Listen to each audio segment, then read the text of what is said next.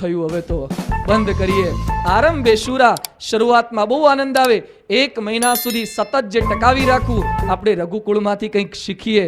આ ફલોદય કર્મણામ 1 માસ સુધી 1 દિવસ ચૂકવો નથી, ત્યારે રઘુકુળની અંદર આપણે આવ્યા કંઈક કહેવાય. આ ફલોદય કર્મણામ એક સતત એકવાર આરંભ કર્યો, પ્રારંભ કર્યો, જે પૂજાનો પ્રારંભ કર્યો જિંદગીના અંત સુધી મૂકી ન શકાય. જે ભક્તિનો આરંભ કર્યો, જે ધર્માદાની ટેક લીધી, જે પ્રમાણે સત્સંગ સભામાં, રવિ સભામાં જવા માટે કટિબદ્ધ થયા, જીવનના અંત સુધી ક્યારેય છોડી ન શકાય. આ ફલોદય કર્મણામ એટલે આ રઘુકુળના માણસોની નિશાની છે.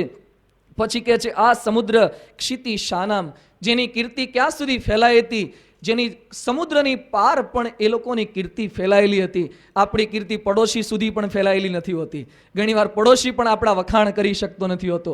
બીજી સોસાયટીવાળાની વાત તો ક્યાંથી કરવી, પરંતુ આ લોકોની કીર્તિ સમગ્ર વિશ્વની અંદર સમુદ્રની પાર, 7 સમંદર પાર તેઓની કીર્તિ એ ફેલાયેલી હતી. આગળ વિશેષણમાં લખે છે અનાક રથ વર્તમાનામ, કહેતા કે સ્વર્ગ સુધી એ લોકોએ ઘોડા ઉપર બેસીને, રથ ઉપર બેસીને જવાનો રસ્તો બનાવ્યો હતો. સ્વર્ગ સુધી રસ્તો બનાવ્યો હતો એટલે કંઈક સીડી બનાવી હશે, અથવા તો ડામરનો રસ્તો, એમ કહેવા નથી માગતા. પરંતુ આ કુળની પ્રત્યેક વ્યક્તિ એ સ્વર્ગની અંદર જ જતી. એટલે એક સતત માણસો જયા કરે એટલે કેડી જેવું નથી પડી જતું, એમ સતત આ લોકો બધા સ્વર્ગની અંદર જતા, બીજે કાંઈ એ લોકોની ગતિ નહોતી. એવા સ્વર્ગની અંદર ગમન કરે એવા સુકૃત આ રઘુકુળના તમામ માણસોના હતા. પછી કે છે શૈશવે અભ્યસ્ત વિદ્યાનામ, આ કુળના તમામ બાળકો શૈશવ કાળમાં, બાળ કાળમાં, છાત્ર કાળમાં અભ્યાસ જ કરતા, બ્રહ્મચર્યનું પાલન કરતા. આ જો રઘુકુળમાંથી શીખીએ કે 25 વર્ષ સુધી દરેક બાળકે, દરેક યુવકે કેવળ અભ્યાસ જ કરાય, તો આજે યુવાનોના જે કંઈ પ્રશ્નો છે, આજે વ્યભિચાર દુરાચારના જે કંઈ પ્રશ્નો ઊભા થાય છે એ ઊભા થાય ખરા? રઘુકુળમાં 25 વર્ષ સુધી સંકલ્પ ન થાય. આજે તો 25 વર્ષની અંદર તો કેટલું આગુ પાછું કરી નાખ્યું હોય. અમે MS યુનિવર્સિટીમાં ભણતા હતા. યુનિવર્સિટીનું નામ છે મહારાજા સયાજીરાવ યુનિવર્સિટી, પણ કોલેજનું નામ છોકરાઓ અને પ્રોફેસરો શું કહેતા? Marriage settlement university. MS નું નામ મહારાજા સયાજીરાવ નહીં, પરંતુ મેરેજ સેટલમેન્ટ. 25 વર્ષ પહેલા મા બાપની ઘણી ચિંતા ઓછી કરી નાખતા. મા બાપને શોધવા જવાનું ક્યાંય રહે જ નહીં. શૈશવે અભ્યસ્ત નહીં, પરંતુ શૈશવે બીજું બધું ઘણું એ પોતે કરી નાખતા. પરંતુ રઘુકુળના માણસો, રઘુકુળના દીકરા એ શૈશવ કાળની અંદર કેવળ વિદ્યાભ્યાસ જ કરતા. યૌવને વિષયેષીણામ, યુવા કાળની અંદર ગૃહસ્થમાં પ્રવેશે પછી ગૃહસ્થના નિયમોનું પાલન કરતા. વાર્ધકે મુનિ વૃત્તિનામ, વૃદ્ધાવસ્થા આવે ત્યારે મુનિ વૃત્તિ, સંતની વૃત્તિ એ પોતે ધારણ કરી લેતા. આજે ગરડા થઈએ, 51 થાય છતાં પણ વનમાં જવાની તો વાત આવતી નથી. વનમાં જઈને ત્યાં પાછું જંગલમાં મંગલ ઊભું કરે છે. ઘણા નહીં, ખેતરમાં ફાર્મ ઊભું કરે છે, ત્યાં બંગલો બનાવશે અને ત્યાં જાત જાતનું ખાવા પીવાનું ઊભું કરશે. ભાઈ સાહેબ, ખેતરમાં જાઓ તો કંઈક આવી ભગવાન ભજવાની વૃત્તિ, કંઈક નિવૃત્તિ માટે આ બધા જંગલ છે, પણ જંગલની અંદર પણ જાત જાતના બંગલા બનાવશે ને બધું કરશે. પરંતુ રઘુકુળના માણસો વાર્ધકે, વૃદ્ધાવસ્થાની અંદર એ મુનિવૃત્તિ ધારણ કરતા અને યોગે નાંતિ તનુ ત્યજામ, કરી તે દેહનો ત્યાગ કરતા, તનુનો ત્યાગ કરી તે કરતા, યોગથી ત્યાગ કરતા. જીવન પર્યંત કોઈને કંઈ રોગ થતો નહીં. ખૂબ જ નિરોગી શરીરવાળા બધા હતા. કોઈ ડાયાબિટીસથી, કોઈ કેન્સરથી, કોઈ એઇડ્સથી મરતા નહોતા એ વખતે, કારણ કે બધાનું સદાચરણવાળું જીવન હતું. આજે આત્મહત્યા કરીને કેટલાક લોકો મરે છે, એ સમય કોઈ આત્મહત્યા નહોતું કરતું. યોગથી જ એ પોતાના દેહનો ત્યાગ કરતા હતા. આવું સુંદર એ રઘુકુળ છે. એ રઘુકુળની અંદર વૈવસ્વત મનુનો પુત્ર ઇક્ષ્વાકુ રાજા થયો. એ ઇક્ષ્વાકુ એ સૂર્યવંશનો પ્રથમ રાજા હતો. તેનો પુત્ર કકુસ્ત થયો. કકુસ્ત એ બીજો દીકરો થયો. સૂર્યવંશી તેથી કાકુસ્ત તરીકે ઓળખાય છે. સૂર્યવંશના રાજાઓનું બીજું વિશેષણ એ કાકુસ્ત પણ કહેવાય છે. એ કકુસ્તનો દીકરો એ દિલીપ થયો. દિલીપ અને સુદક્ષિણાના લગ્ન થયા, પરંતુ તેઓને કોઈ સંતાન નહોતું. વશિષ્ઠ ઋષિની આજ્ઞાથી તેઓએ નંદીની ગાયની ખૂબ સેવા કરી. એકવાર સિંહ એ નંદીની ગાયનો શિકાર કરવા આવે છે. દિલીપ પોતાની જાતને સમર્પિત કરી દે છે. એક ગાયની રક્ષા કરવા માટે પોતાના દેહનું બલિદાન આપી શકે એવા રઘુકુળના સંતાનો હતા. આજે કંઈક પૈસા માટે કતલખાના ખોલે એવા ભારતના સંતાનો ઊભા થયા છે. ગમે તેટલો પ્રયત્ન કરે છતાં પણ કતલખાના બંધ થઈ શકતા નથી, કારણ કે ચામડું વેચે, માંસ વેચે, એમાંથી કંઈક પૈસા મળે છે. અરે પૈસા માટે જગત જનની જેને કહી શકાય, ગાય જેને માતા કહી શકાય, એને મારતા કોઈ અચકાતા નથી. આ ગાય માટે પોતાના દેહનું બલિદાન કરી દે, સમર્પણ કરી દે, એવો આ દિલીપ પોતે રાજા હતો. મરવા તૈયાર થયો. એ દિલીપને ત્યાં પુત્ર અવતર્યો, એનું નામ રઘુ હતું. એ રઘુ કેવો હતો એનો ઉલ્લેખ આપણા શાસ્ત્રોમાં આવે છે. એકવાર રઘુએ તપશ્ચર્યા કરી, પ્રાર્થના કરી, વાયુ દેવતા તેઓના ઉપર પ્રસન્ન થયા. વાયુદેવ કહે છે, માગ મારી પાસે, જે કંઈ જોઈતું એ માગ. રઘુ કહે છે, હું રઘુકુળનો સંતાન છું, મારે બીજું તો કંઈ જોઈતું નથી. વાયુ દેવતા કહે છે, હજુ પણ કહું છું, તારે જે કંઈ જોઈતું એ માગી લે. એ વખતે રઘુની જે માગણી છે એ રઘુકુળના પ્રત્યેક રાજાનો આપણને સુંદર પરિચય આપે છે. રઘુ શું કહે છે કે જ્યારે ઉનાળાના સમયની અંદર બપોરે મારા ગામની, મારી અયોધ્યાની, મારા રઘુકુળની કોઈ પણ નારી, કોઈ પણ સ્ત્રી, બેન, મા, દીકરી એક ગામથી બીજે ગામ જતી હોય, ગામનું અંતર વધારે હોય, બપોરના સમયે કોઈક સ્થળે ઝાડ નીચે વિસામો લેવા માટે પોતે સૂતી હોય, એ વખતે વાયુ દેવતા તમે બહુ સ્પીડની અંદર ક્યારે વહેતા નહીં, તમે નિયમની અંદર રહીને એ પવન બરાબર એ પોતે ગતિ કરજો, જોશથી ગતિ ન કરતા, જેથી મારી મા બેન દીકરીનું વસ્ત્ર ઉડી જાય અને એની લજ્જા ઉગાડી થઈ જાય. શું માગણી છે રઘુકુળના એક એક સંતાનની! તમે એ રીતે પવન વહેજો જેથી મારી મા બેન દીકરીની કોઈ દિવસ આબરૂ જવાનો પ્રસંગ ન આવે. રઘુકુળનું પ્રત્યેક સંતાન કેટલા ગુણોથી સમૃદ્ધ છે, ગુણોના સાગર સમાન. આવા રઘુ એ પોતે રાજા હતા. એને ત્યાં દિલીપનો જન્મ દિલીપનો પુત્ર રઘુ થયો.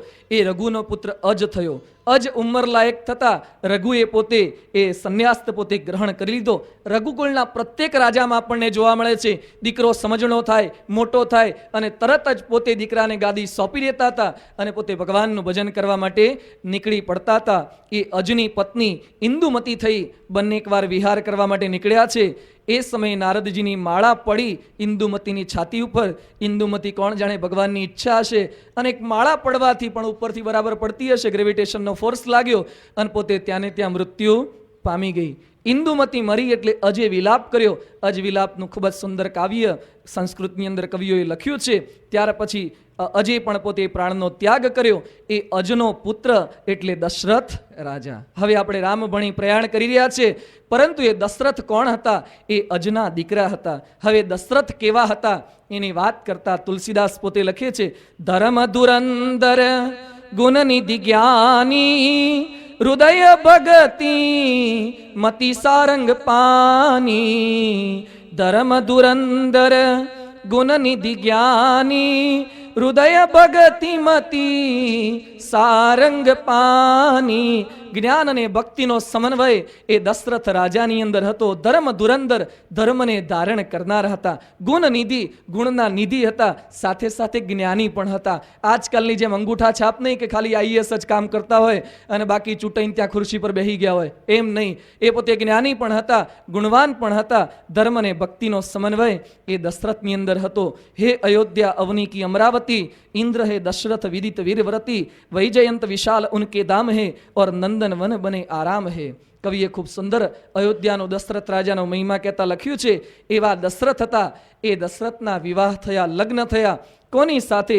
દશરથના વિવાહ કૌશલ કન્યા કૌશલ્યા સાથે થયા. કૌશલ દેશની દીકરી હતી એવી કૌશલ્યા સાથે, મગધ દેશની દીકરી મગધ કન્યા સુમિત્રા સાથે અને કૈકેયી દેશની દીકરી કૈકેયી સાથે, ત્રણ કન્યાઓ સાથે એ દશરથના લગ્ન થયા છે. 3 પત્ની સાથે સુખીથી પોતે અયોધ્યાની અંદર નિવાસ કરી રહ્યા છે. રાજકીય કારભાર પોતે સંભાળી રહ્યા છે. પરંતુ દશરથનું મંત્રીમંડળ ખૂબ સરસ હતું. રાજ્ય કારભાર સંભાળવાની અંદર એ ખૂબ મદદ કરતા હતા. એને વિસ્તરણ ક્યારે ઘડીએ ઘડીએ કરવું નહોતું પડતું. આ તો બહુ વિરોધ થાય એટલે વિસ્તરણ કરવું પડે. એને 8 જે મંત્રી હતા એનું નામ કહે છે દૃષ્ટિ, જયંત, વિજય, સુરાષ્ટ્ર, રાષ્ટ્રવર્ધન, અકોપ, ધર્મપાલ અને સુમંત્ર. એના 8 મંત્રી મંડળના સભ્યો હતા. 8થી આખી અયોધ્યા ચાલતી હતી. આજે વધારવા પડે છે, કારણ કે મંત્રીઓને ગાડી જોઈએ છે, બંગલા જોઈએ છે. અમારે મંત્રી બનવું છે, ભાઈ ચાલી શકે એવું છે, પણ કંઈક રાજી કરવા માટે આ બધા ધંધા કરવા પડે છે સરકારને. અહીંયા 8થી આખી અયોધ્યા ચાલતી હતી. પછી કહે છે 2 ઋત્વિજ હતા, વશિષ્ઠ અને વામદેવ. એ અયોધ્યા નગરીની અંદર ઋત્વિજ તરીકેનું કામ પોતે કરતા હતા અને 7 વિપ્ર વિદ્વાન હતા. રાજ્યમાં એવા વિદ્વાનો પણ રાખ્યા હતા. સુયજ્ઞ, જાબાલી, કાશ્યપ, ગૌતમ, દીર્ઘાયુ, માર્કંડે અને કાત્યાયન, આ 7 વિદ્વાનો અયોધ્યાની અંદર અખંડ નિવાસ કરીને રહેતા હતા. રઘુકુળની અંદર રાજા ગમે તેટલો શક્તિશાળી હોય, બુદ્ધિશાળી હોય, ગુણવાન હોય, પરંતુ રાજા ઉપર ધર્મનું શાસન ચાલતું હતું. જ્યારે પણ રઘુકુળમાં રાજા એ રાજગદી ઉપર આરૂઢ થવાનો હોય એ વખતે વશિષ્ઠ મુનિ આવતા, એના માથા ઉપર મુગટ પહેરાવે, રાજમુકુટ, અને પછી પોતાની હાથની અંદર એક દંડ હોય અને પછી રાજા સમક્ષ એ પોતે દંડ આપતા કહેતા, ત્વમ ધર્માત દંડોસી, તું ધર્મ દ્વારા, ધર્મરૂપી દંડ દ્વારા દંડનીય છે, દંડની યોગ્ય છે. તું ભલે ગમે તેટલો મોટો રાજા થઈ જાય, પરંતુ ધર્મ આગળ હંમેશા ઝૂકતો રહેજે. રાજદંડ એ ધર્મદંડના ચરણોમાં હંમેશા નમતો રહેતો તો, નત મસ્તક રહેતો હતો. આજે રાજકીય પરિસ્થિતિ શું છે? આજે રાજદંડ એ ધર્મદંડને દબાવવાનો પ્રયત્ન કરે છે. ગમે તેટલા રાજા બનીએ, પરંતુ ધર્મ આગળ, ભગવાનને, સંત આગળ એ ઝૂકવાનું છે. પરંતુ આજે રાજકીય સ્થિતિ કંઈક ઉલટી બની રહી છે. આજે ઘણી બધી સંસ્થાઓ ઉપર તો પોતે લોકો ઉપર તો વેટના કાયદા નાખશે, લોકોના ધંધા ઉપર તો જાત જાતના કાયદા નાખશે, પરંતુ હજી વધારે પૈસા ભેગા કરવા છે એટલે સરકારનો ડોળો એ મંદિરો ઉપર પણ ફરી વળ્યો છે. અત્યારે સરકારમાં એવા કાયદા લાવવાનો પ્રયત્ન થઈ રહ્યો છે કે મંદિરોની અંદર, પ્રત્યેક મંદિરની અંદર સરકારનો એક માણસ એ પોતે નિમણૂક એની થાય અને મંદિરોનો વહીવટ એ બધો એ માણસ પોતે ધ્યાન રાખે, કંઈક આગુ પાછું થતું નથી ને. હવે પટેલના મંદિરમાં, હિન્દુના મંદિરમાં, હરિજન, બંગી, ગમે તેવો માણસ આવે એ આપણા મંદિરોમાં ઠાકોરજીની સેવા પૂજામાં દખલ કરે. આ જાત જાતની સરકારની નીતિઓ છે. અત્યારે કોંગ્રેસ સરકાર કંઈક આવા પ્રયત્ન કરી રહી છે કે પ્રત્યેક મંદિરમાં આવો કંઈક માણસ આવે. બીજો કંઈક પ્રયત્ન સરકાર દ્વારા ચાલી રહ્યો છે. મંદિરની જે કંઈ આવક થાય છે, દાનપેટીની, ગલ્લાની, ધર્માદાની આવક, બુકસ્ટોલની આવક થતી હોય, જે કંઈ વસ્તુઓ વેચાતી હોય, એ પ્રત્યેક આવક ઉપર સરકાર કંઈક ટેક્સ નાખે, કર વેરો નાખે. ભાઈ, આ મંદિરોમાં જે કંઈ આવક થાય છે એ કંઈ તમારી જેમ બૈરા છોકરા પરણાવવા માટે થાય છે? મંદિરોમાં જે કંઈ આવક થાય છે તમારી જેમ આબુની ટૂર મારવા માટે કે જલસા કરવા માટે થાય છે?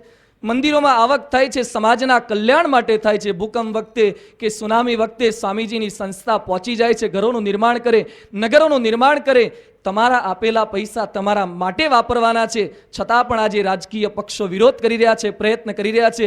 પરંતુ ગુજરાતીમાં કહ્યું છે, વિનાશ કાળે વિપરીત બુદ્ધિ. કંઈક વિનાશ થવાનો લાગે છે તો જ આવી વિપરીત બુદ્ધિ થાય, બાકી આવી મતી ફરે નહીં. કંઈક પ્રયત્ન કરે છે, સંતોને દબાવવાનો પ્રયત્ન, ધર્મને દબાવવાનો પ્રયત્ન, મંદિર હડપ કરવાનો પ્રયત્ન. તામિલનાડુમાં કાંચીપુરમ ઉપર જયલલિતાજી પ્રયત્ન કરી રહ્યા છે કે આખો મઠ પોતે પ્રાપ્ત કરી લે, કંઈક રાજકીય સત્તા એના ઉપર જમાવી દેવી. આજે તિરુપતિ જેવા મંદિર તો હડપ કરી લીધા. તિરુપતિ જે મંદિરની કરોડો રૂપિયા આવક, ગયા વર્ષની આવક 600 કરોડ રૂપિયા હતી. એક વર્ષની આવક તિરુપતિ મંદિરની 600 કરોડ રૂપિયા આવક થાય. એ મંદિરમાંથી આવક ભેગી કરવાની ક્યાં વાપરવાની? મદ્રેસાઓમાં, મસ્જિદોમાં અને પછી સરકારની ગટરો માટે જાત જાતના ધંધા કરવામાં મંદિરની આવક વપરાય છે. મંદિરોના ટ્રસ્ટ ઉપર સરકાર પોતાનું આધિપત્ય જમાવી રહ્યું છે. એ મંદિરને નમાવાનો પ્રયત્ન નથી, ભગવાનને નમાવાનો, ભગવાનને ઝુકાવવાનો વ્યર્થ પ્રયત્ન કરી રહ્યા છે. પરંતુ જેને રામ રાખે તેને કોણ ચાખે? સત્યનો કોઈ ક્યારે વાળ વાંકો કરી શકતું નથી. અહીંયા દશરથ ગમે તેટલા જ્ઞાની હતા, ગમે તેટલા ધ્યાની હતા, ગુણવાન હતા, પરંતુ વશિષ્ઠના ચરણોમાં હંમેશા ઝૂકતા રહેતા હતા. આજના તમામ રાજકીય પુરુષોએ રઘુકુળમાંથી આ શીખવા જેવું છે.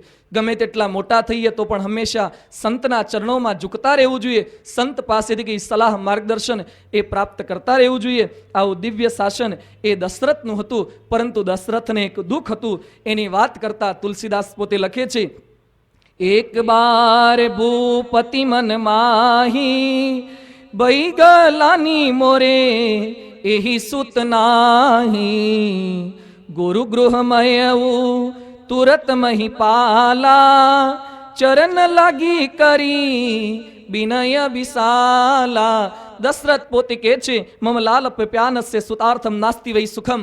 હે વશિષ્ઠ મુનિ, મને બીજું બધું સુખ છે, પરંતુ મને સંતાનનું સુખ નથી, પુત્રનું સુખ નથી. પુત્રેષણા, વિત્રેષણા, લોકેષણા દરેક ગૃહસ્થને રહ્યા કરે. દશરથને વિત્તેષણા કંઈ હતી નહીં, કારણ કે વિત્ત ઘણું હતું. લોકેષણા, કીર્તિ તો એની સમુદ્રની પાર પહોંચેલી હતી, એ પણ દુઃખ નહોતું, પરંતુ પુત્રનું દુઃખ હતું.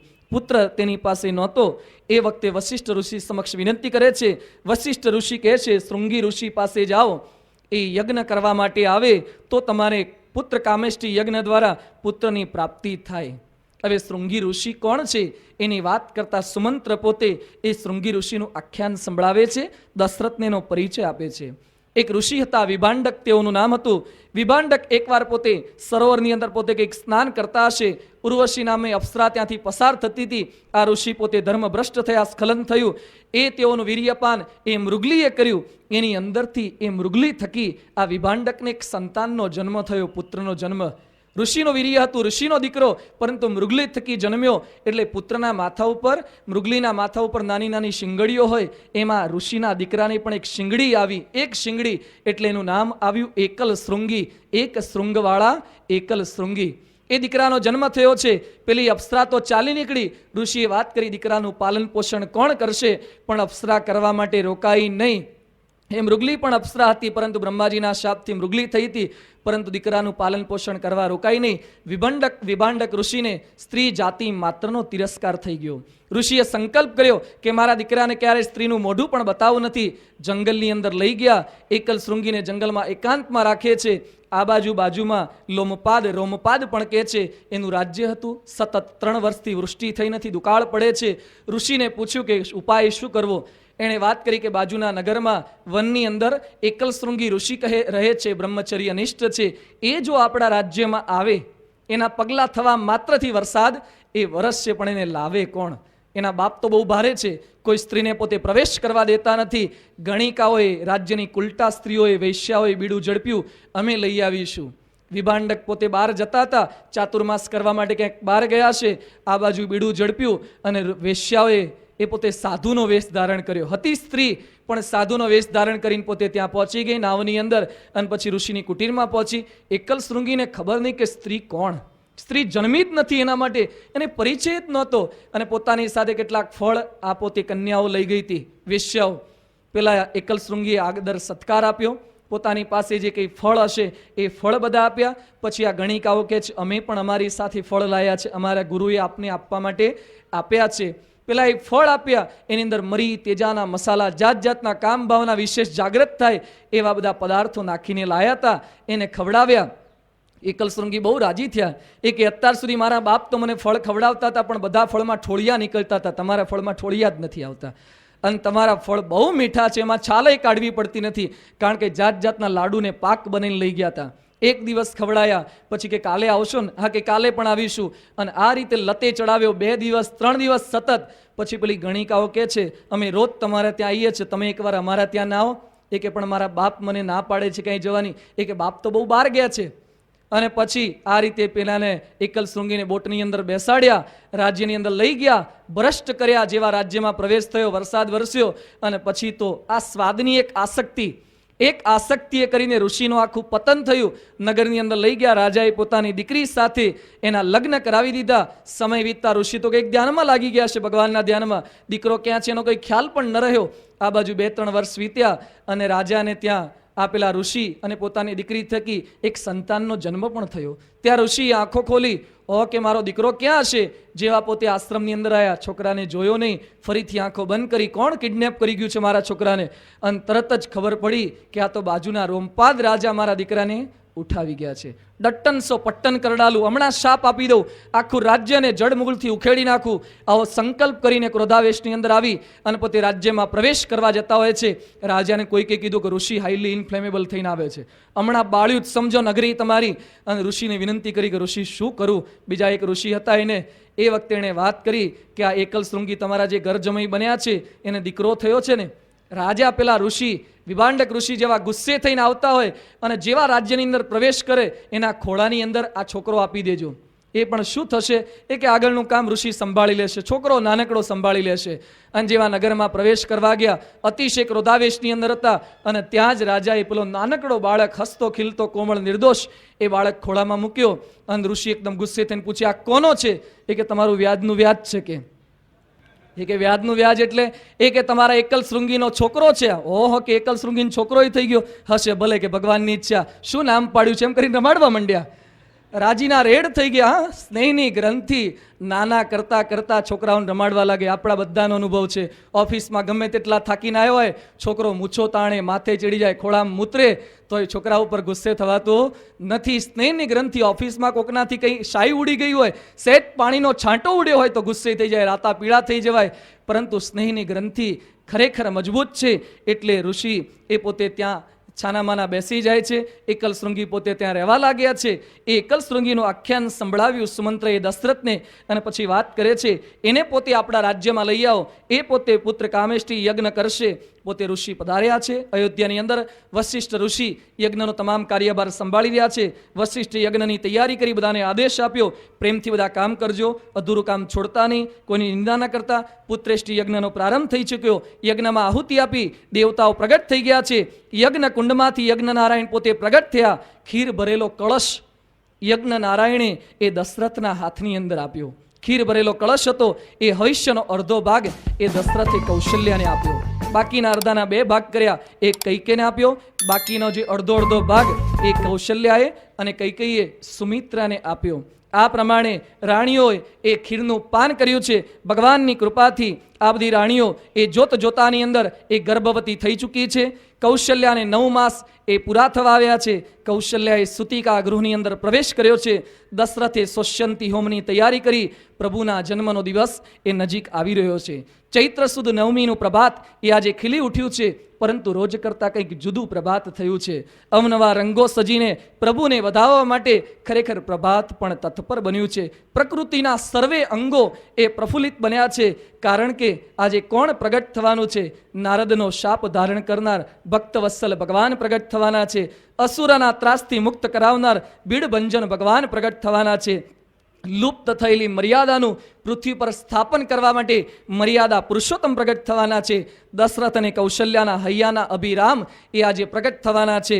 પૂર્ણ પુરુષોત્તમના આદેશથી, અવતારીની આજ્ઞાથી પૃથ્વી પર કંઈક ધર્મનું સ્થાપન કરવા માટે આજે એક અવતાર પૃથ્વી પર પ્રગટ થવાના છે. કવિએ ખૂબ સુંદર વાત કરી છે. તમારા આજ અહીં પગલાં થવાના ચમનમાં બધાને ખબર થઈ ગઈ છે. ઝુકાવી છે ગરદન આજે બધી ડાળીઓએ ને ફૂલોની નીચી નજરું થઈ ગઈ છે. સાચું કહું તો આ વાતાવરણ પર પ્રભુ તમારી અસર થઈ ગઈ છે. આ વાતાવરણ પર તમારી અસર થઈ ગઈ છે. સૃષ્ટિના પ્રત્યેક તત્વો એ આનંદમાં આવી ગયા છે. કાળ પોતે સંકલ્પ કરે છે કે કાળ એ હંમેશા હું બીજાને બાંધી શકું છું, પરંતુ ભગવાનને બાંધી ન શકું. એ ભગવાન પૃથ્વી પર અવતરશે અને મારી મર્યાદામાં રહેશે. આકાશ પોતે ભગવાનને પ્રાર્થના કરે છે, હું મેઘો વધારીશ, વાદળ છાયું વાતાવરણ કરીશ, અને ભગવાન જંગલની અંદર જશે. એ વખતે એમને તડકો નહીં લાગવા દઉં. એ મેઘે સંકલ્પ કર્યો. નદીઓ પોતે સંકલ્પ કરે છે, પ્રભુ અમારામાં સ્નાન કરશે, અમારા પાપ પ્રજાળશે. નદીઓ પણ કિલકિલ કરતી આનંદ કરતી વહેવા લાગી છે. વાયુ પોતે કહે છે, હું તરફ પ્રભુના મહિમાને ગુંજતો કરી દઈશ. આ પ્રભુના ગુણોને હું સમગ્ર વિશ્વની અંદર ગુંજતા કરીશ. અગ્નિ દેવતા પોતે ભગવાનને પ્રાર્થના કરે છે, હું દીપકનું સ્વરૂપ ધારણ કરીશ. જે સુતિકા ગૃહની અંદર કૌશલ્યા સૂતા છે એની બાજુમાં દીવો બનીને હું બેસી જઈશ અને ભગવાન પ્રગટ છે એના સૌથી પહેલા દર્શન હું કરીશ. આ પ્રમાણે અગ્નિએ પણ સંકલ્પ કર્યો છે. પૃથ્વીએ સંકલ્પ કર્યો કે બાળ પ્રભુને એની માતા કૌશલ્યા તો રમાડશે, પરંતુ થાકીને ક્યારેક જમીન ઉપર મૂકશે, એટલે ભગવાનને રમાડવાનું સૌભાગ્ય એ પૃથ્વી સ્વરૂપે હું પણ પ્રાપ્ત કરીશ. સર્વદેવો વિમાનમાં બેસી અને ભગવાનને અવતરણને જોવા માટે આવી પહોંચ્યા છે. બ્રહ્માજી પોતે સ્તુતિ કરવા લાગ્યા છે. બ્રહ્માજી પ્રાર્થના કરે છે. શિવજી પણ ભગવાનને પ્રાર્થના કરે છે. ખૂબ આનંદની અંદર આવી ગયા છે અને શિવ પોતે તાંડવ નૃત્ય કરે છે. કવિએ ખૂબ સુંદર શિવના તાંડવ નૃત્યને વાચા આપતા લખ્યું છે, દાદી ડાંગ દીદીકટ દીદાંગ થઈ થઈ મૃદંગ બજાત શિવજી નાચે. શિવજી જે નાચે છે એનો ઉલ્લેખ કરતા લખે છે, કારણ કે ભગવાન આજે પ્રગટ થવાના છે. દાદી ડાંગ દીદીકટ દીદાંગ થઈ થઈ મૃદંગ બજાત શિવજી નાચે. જય જગ જજાચ કિન કિન મંજીર ઉપાચ કિટ દિન નગાર દમક દમ ધમાકે. ઠુમક ઠુમ ઠમાક જાલર જમ જમ જમાક ગુગર ગમ ગમ ગમાક. ખંજરી ખન ખન ખણાક ડમરૂ ડમ ડમ ડમાક ડમક ડમ ડમાકે.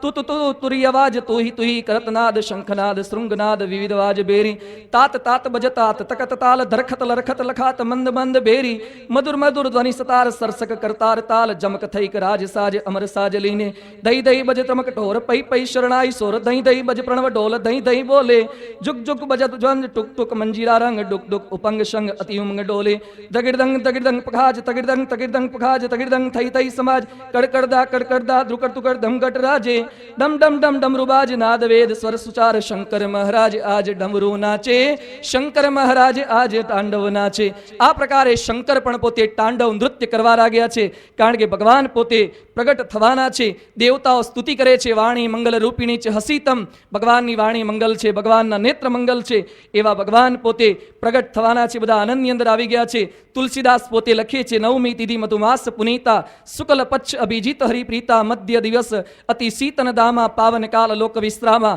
શીતલ મંદ સુરભી બદ બાહુ હર્ષિત સુર સંતન મન ચાહુ બન કુસુમિત ગિરિગન મનિયારા સર્વહી સકલ સરિતામૃત ધારા ભગવાન પ્રગટ થવાના છે દેવતાઓ સ્તુતિ કરી અને સૂર્યવંશની અંદર જન્મ લેનારા સૂર્યવંશના એ અધિપતિ બરાબર સૂર્ય મધ્યાને 12 વાગે પહોંચ્યો છે સુર સમૂહ વિનંતી કરી પહોંચે નિજ નિજ ધામ જગ નિવાસ પ્રભુ પ્રગટે અખિલ લોક વિશ્રામ દેવતાઓ પ્રાર્થના કરીને પોતાના ધામની અંદર સીધાવ્યા એ વખતે બરાબર પૃથ્વી ઉપર અંધારાને ટાળવા માટે જેમ સૂર્ય પૃથ્વીનો અંધકાર ટાળે છે એમ પૃથ્વી પર અજ્ઞાન રૂપી અંધકાર જે ફેલાયેલો છે એને ટાળવા માટે બરાબર 12 વાગે મધ્યાને ભયે પ્રગટ કૃપાલા દીન દયાલા કૌશલ્યા હિતકારી હર્ષિત મહતારી મુનિમનહારી અદ્ભુત રૂપ વિચારી અનેકના હૈયાના આરામ અવિરામ એ કૌશલ્યાની કુખે પ્રગટ થઈ ગયા છે.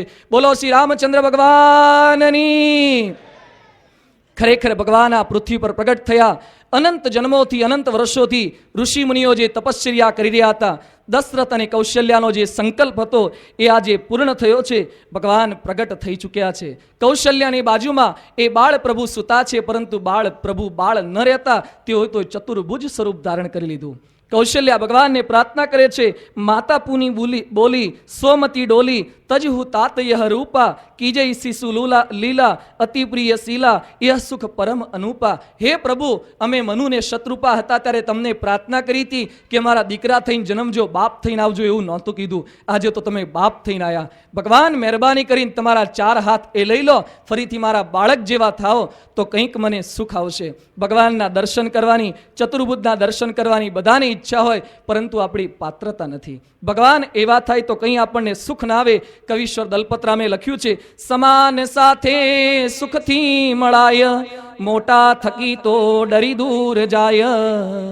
કીડી મળે કુંજર સાથ કેમ, મળે ન ભૂપાળ ગરીબ તેમ. મૈત્રી કરે બાળક સાથ બાળ, વિશાળ સાથે જનજે વિશાળ. પશુ સાથ વિનોદ પામે, માટે મળે છે જઈએ કઠામે. જો દેવ કોઈ દર્શાય તેમ, જો ભુજ તાણી જન ભીતિ પામે. મનુષ્યની સાથ મનુષ્ય થાય, ત્યારે મનુષ્ય સુખ તો પમાય. હે પ્રભુ, તમે મનુષ્ય જેવા થાવ તો મને કંઈક સુખ આપશે. બરાબર પ્રાર્થના કરી માતાના વચન સાંભળ્યા અને પ્રભુ પોતે રડવા લાગ્યા છે. બાળકના રુદનનો અવાજ સાંભળી રાણીઓ, બીજી રાણી એ બધી દોડી આવી, દાસી દોડી આવી. પૂરની અંદર આનંદ છવાઈ ગયો છે. રાજા ખુશ થયા. દીપ એ પ્રગટવા લાગ્યા છે, રંગોળી પૂરવા લાગ્યા, સાથિયા પૂરવા લાગ્યા. પેલા બાળકો, સ્ત્રીઓ બધી નૃત્ય કરવા લાગી છે, ઘેર ઘેર મિષ્ટાન બનવા લાગ્યા છે. દશરથ બધે દાન આપવા લાગ્યા, બધે જ વાહ વાહ થવા લાગી છે. ઋષિ મુનિઓ પોતાનું ધ્યાન છોડી અને પોતે અયોધ્યા ભણી પગલાં માંડવા લાગ્યા છે કે જે રે મહામુનિના ધ્યાનમાં ના આવે તેરે શામળીઓજી મુજને બોલાવે. ધ્યાન કરવા છતાં જે ભગવાનના દર્શન ના થાય એ ભગવાન પૃથ્વી પર પ્રગટ થયા છે. ચાલો તેમના દર્શન કરવા માટે. ધ્યાનીઓના ધ્યાન છૂટી ગયા. સ્ત્રીઓ સુવર્ણ કળશ લઈ અને દશરથના ઘર ભણી પોતે પ્રયાણ કરે છે. કસ્તુરીનો લેપ થવા લાગ્યો છે. ચંદન અને કંકુ એટલા બધા ઉડ્યા, એનો કાદવ એ અયોધ્યાની નગરીઓની અંદર છવાઈ ગયો છે. અત્તરનો એટલો બધો ધૂપ થયો કે બપોરે 12 વાગે પણ અંધકાર છવાઈ ગયો. એટલું બધું અગરનો બધો ધૂપ થવા લાગ્યો છે. ત્યાં બરાબર રાજાને કોઈએ ખબર આપ્યા કે કૌશલ્યાએ તો પુત્રને જન્મ આપ્યો છે, પરંતુ કૈકેયીએ પણ એક પુત્રને જન્મ આપ્યો અને સુમિત્રાએ તો 2 પુત્રને જન્મ આપ્યા છે. દશરથના આનંદનો પાર રહેતો નથી કે વશિષ્ઠની કૃપાથી એક પણ પુત્ર નહોતો, પણ 4 પુત્રનો જન્મ થયો. ખરેખર આનંદ છવાઈ ગયો છે. અયોધ્યા મેં શોર ભયો, જય બોલો શ્રી રામ કી. અયોધ્યા મેં શોર ભયો, અયોધ્યા મેં શોર ભયો, कौशल्या के सूत भयो, जय बोलो श्री राम की। कौशल्या के सूत भयो, हाथी घोड़ा पालकी। अयोध्या में शोर भयो, अयोध्या में शोर भयो, दशरथ के नंद भयो, कौशल्या के सूत भयो। समग्र अयोध्या नगरीना माणसोना मुखनी अंदरथी आज आनंदना शब्दो ए निकળી રહ્યા છે, કારણ કે પ્રભુ એ પોતે પ્રગટ થયા છે। ગામની બધી સ્ત્રીઓ એ પરમાત્માના દર્શન કરવા માટે એ ગાંડી ગેલી બની અને પ્રભુ પાસે પધારી રહી છે। બાળકને રમાડવા માટે સ્ત્રીઓ તલપાપડ થઈ છે, પરંતુ માતા પોતાના હાથની અંદરથી પ્રભુને છોડતા નથી, કારણ કે પ્રભુએ ઘણા બધા વિરહને અંતે આવા દર્શન આપ્યા છે। એ સમયે ગામની સ્ત્રીઓ તો દર્શને આવે, પરંતુ ભગવાન શિવ એ પણ પરમાત્મા પ્રગટ થયા છે એટલે એના દર્શન માટે પધાર્યા છે। શિવની સાથે સાથે કાકભૂષુંડી પણ પોતે પધાર્યા છે, પરંતુ શિવ અને કાકભૂષુંડી જ્યારે ભગવાનના દર્શન માટે પધાર્યા એ વખતે કેવી ઘટના સર્જાય છે। પ્રભુ ધીમે ધીમે મોટા થાય છે અને જે કંઈ બાળ લીલા કરે છે એ પ્રભુના બાળ ચરિત્રોની વાતો એ આપણે આવતીકાલે કરીશું। શ્રી સ્વામિનારાયણ।